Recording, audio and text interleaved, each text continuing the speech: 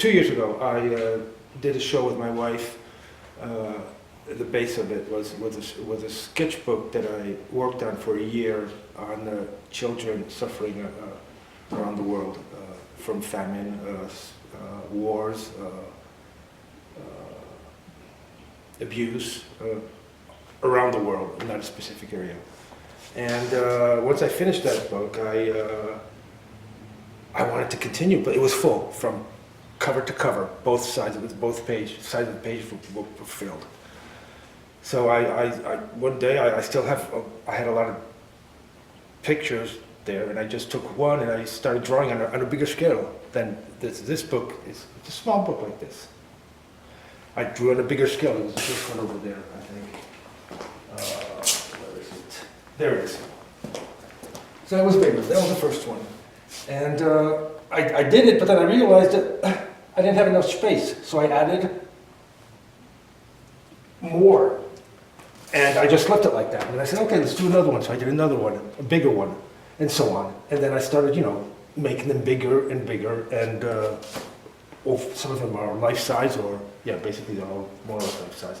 Through documents, through pictures that I find on the internet. So I'm not a witness of this. I'm just a messenger.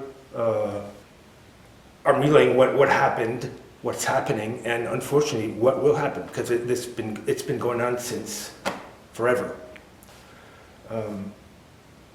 It's not a very positive thought, and I don't have any. I don't see any positive future. I'm a very negative person when it comes to mankind. That's it. The technique is very simple. It's just graphite, HB, with an eraser and razor blades. The razor blades, I use it to sometimes thin the graphite that accumulated on the paper so that I can erase it a lot easier. And sometimes I use it to scratch and abuse and destroy the paper or really, wound it. The compositions are very controlled. Sometimes I subtract pieces of papers. It can last from one work can take a few hours to weeks. I let them rest on the floor, and then I go back to them, add, subtract.